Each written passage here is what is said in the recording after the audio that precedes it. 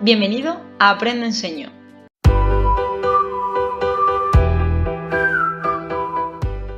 En el vídeo de hoy vamos a aprender todo lo relativo a los esguinces, luxaciones, fracturas y contusiones.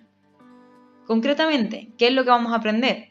Vamos a aprender qué es un esguince, una luxación, una fractura y una contusión, así como diferenciar unas de otras. Vamos a aprender también sus signos y síntomas y por último, cómo dar una atención inmediata a estos tipos de lesiones. Haremos una diferencia entre patologías articulares y patologías no articulares. Las patologías articulares, como su propio nombre indica, van a suceder en la articulación. Una articulación sabemos que es la unión de dos o más huesos. Tenemos esguinces y luxaciones. Y luego tenemos patologías no articulares que, no necesariamente van a ser la articulación, como son las fracturas y las contusiones. ¿Qué es un esguince? Pues si vemos este mecanismo lesional en el que nos doblamos un tobillo, tenemos aquí unas estructuras algo elásticas que si las sometemos a una tensión muy alta, puede ser incluso que se rompan. Cuando nosotros tenemos un esguince, una torcedura, lo que lesionamos concretamente son estas cuerdas que unen a los huesos entre sí. Si no lo tuviéramos, seríamos personas muy inestables porque se nos podrían salir perfectamente los huesos. Estas cuerdas se llaman ligamentos. Cuando un ligamento se ve tensado de esta forma, por este mecanismo lesional, lo único que podemos conseguir es que se rompan. Si estas cuerdas de aquí, estos ligamentos, se rompen en mayor o menor medida, vamos a tener distintos grados. Entre ellos, el más leve, conocido como grado 1, sería en el que el ligamento se rompe un poquito, estaría punteado. Un grado moderado, conocido como grado 2, sería una rotura del ligamento en el que no se rompe completamente, se rompe casi completo, pero no. Y luego, por último, un grado severo, que sería grado 3, en el que el ligamento se habría roto completamente. Repetimos, los ligamentos tienen cierta elasticidad, pero no demasiada. Son tejidos que si tú los sometes a una tensión muy alta, acaban rompiéndose. ¿Qué signos y síntomas vamos a tener en un paciente que haya sufrido un esguince? Pues dependiendo del grado, vamos a tener un tipo de signos y síntomas u otros. Sí tened en cuenta que no todos los pacientes tienen por qué presentar todos los síntomas, pueden presentar algunos. Un grado 1 va a tener tanto dolor como inflamación, pero de baja intensidad, lo más leve dentro de esta lesión. Puede ser que tengamos escasa pérdida de función de esa articulación o incluso que no se llegue a perder la función. Por ejemplo, una persona que haya tenido un esguince en grado 1 de un tobillo, probablemente sea una persona que pueda andar, pueda doblar el tobillo. Va a tener dolor, pero podrá hacerlo. Y puede ser que tenga un hematoma, pero muy ligero. En un grado 2, ¿qué nos vamos a encontrar? Vamos a encontrar que este dolor, esta inflamación que ya nos encontramos en el grado 1, sí será más moderado. Puede ser que tengamos cierta pérdida de la funcionalidad y nos encontremos un hematoma. Y ya en el grado 3 vamos a tener un dolor y una inflamación de forma severa, vamos a tener incapacidad funcional, es decir, esta persona no va a poder mover esa articulación y por supuesto cargar peso y vamos a encontrarnos un hematoma. ¿Qué cosa tenemos que hacer? ¿Qué primera intervención vamos a hacer nosotros ante un paciente que presente un esguince? Pues tenemos una regla mnemotécnica que es RICE, arroz en inglés, ¿vale? Si nos acordamos de esto, luego esos primeros auxilios, esa primera intervención nos sale solo. La R de ese RICE va a ser reposo, el paciente va a tener que dejar de hacer el ejercicio o la actividad que estaba haciendo. La I de hielo, vamos a querer aplicar frío, precisamente para evitar que se inflame o se inflame lo menos posible esta articulación. Vamos a comprimir la articulación Si es un pie, pues vamos a apretar más el zapato que tengamos, y si no tenemos opción de poner el zapato o encontramos que es otra articulación, haremos un vendaje compresivo de la zona para evitar precisamente que se inflame más todavía. Y por último, la E de elevación. Vamos a elevar para favorecer el retorno venoso, que no haya agolpamiento de tanto sanguíneo y que la ley de la gravedad nos ayude a seguir inflamándose esa articulación.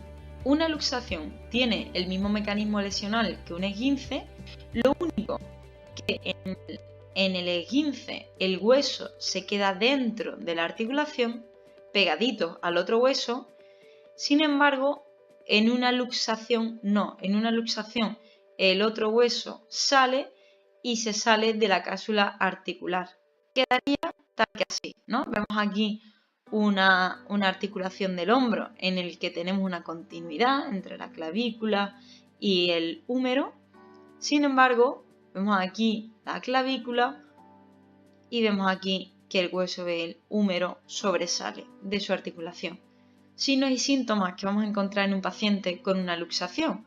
Vamos a encontrar dolor e inflamación, incapacidad funcional. Tú ahora quieres decirle a este paciente que se le ha salido el hombro, que intente mover el hombro, es imposible. Puede que le aparezca un hematoma, puede que aparezca parestesia. Las parestesias, ese hormigueo, esa pérdida de sensibilidad en las zonas más distales, más alejadas. Y por supuesto vamos a encontrar una deformidad. Tenemos un hueso que está hacia afuera, pues vamos a tener una deformidad desde la parte más exterior del paciente. ¿Qué cosas tenemos que hacer en esa primera intervención con este tipo de pacientes? Por supuesto no reducir, porque estos pacientes van a necesitar una radiografía en un centro hospitalario y van a necesitar la atención de un facultativo traumatólogo, y el mero hecho de que se pueda reducir esta luxación puede implicar que haya fractura del hueso, que haya una compresión nerviosa, que la zona vascular podamos incluso lesionarla también. Entonces podemos empeorar la situación más que mejorarla. ¿Qué tendremos que hacer? Inmovilizar al paciente, inmovilizar ese brazo o esa pierna o esa articulación en la medida de lo posible y trasladar a un centro sanitario porque va a necesitar la atención de un médico. Una fractura no es más que la rotura de un hueso. Dependiendo de varios factores podemos clasificar a la fractura de una forma u otra. Por ejemplo, según el estado de la piel, es decir, si la piel se ha quedado intacta, no vemos el hueso por fuera, vamos a tener una fractura cerrada. Si vemos el hueso saliendo por la piel, vamos a tener una fractura abierta. Después, según el mecanismo lesional, vamos a tener una fractura directa. Eso quiere decir que en la zona donde se ha dado un golpe, el hueso que había justo debajo de esa zona se ha fracturado. Y podemos tener una fractura indirecta, que es yo me he dado un golpe en un lugar y la fractura se ha producido en otro.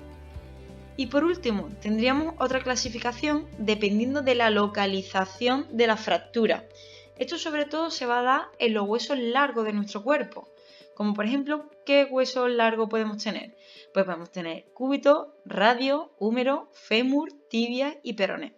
Dependiendo de dónde se haya producido la fractura en este tipo de hueso, vamos a tener fractura epifisiaria, metafisiaria o diafisiaria. Y vamos a verlo aquí en un dibujo.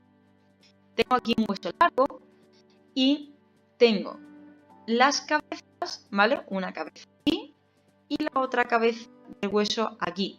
Esto de aquí son las epífisis. Si la fractura se produjera en alguna parte de la cabeza de aquí o en la cabeza de aquí, tendríamos fractura epifisiaria. Ahora bien, vámonos al centro primero.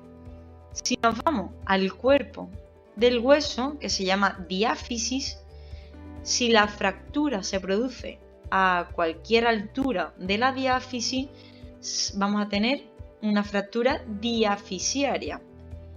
Y la zona o la porción del hueso que une la diáfisis con la epífisis se llama metáfisis, ¿vale? Es la unión de la diáfisis y la epífisis. Si yo tengo una fractura a nivel de la metáfisis, pues se van a llamar fractura metafisiaria. ¿Qué signos y síntomas nos podemos encontrar en una persona que presenta una fractura?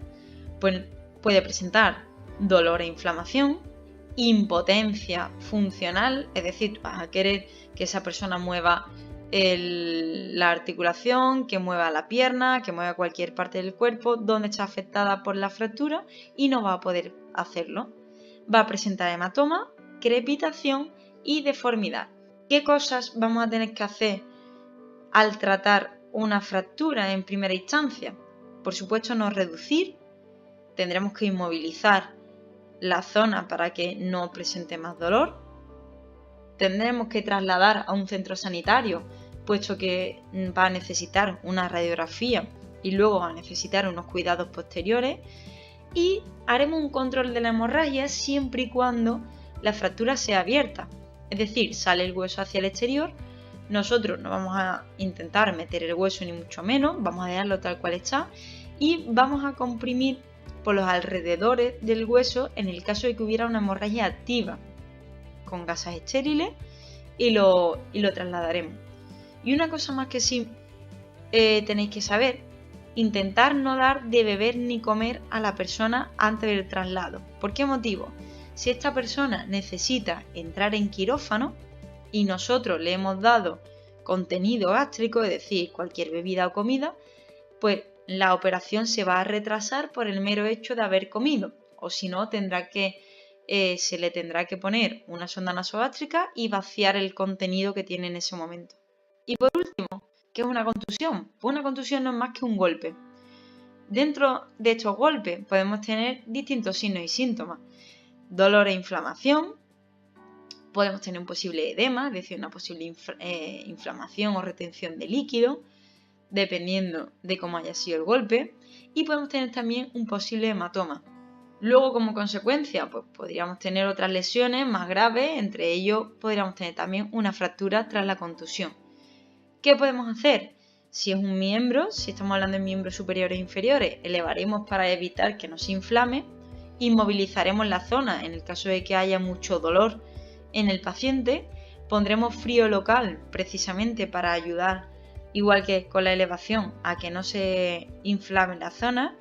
Y por último le diremos al paciente que repose esa zona hasta que el dolor ceda y el resto de signos y síntomas. Esto sería todo, muchas gracias por vuestra atención. Recordaros que tenemos nuestras dos redes sociales, Instagram y Facebook, en el que además de estos vídeos que colgamos en YouTube podéis encontrar infografía y mucha más información.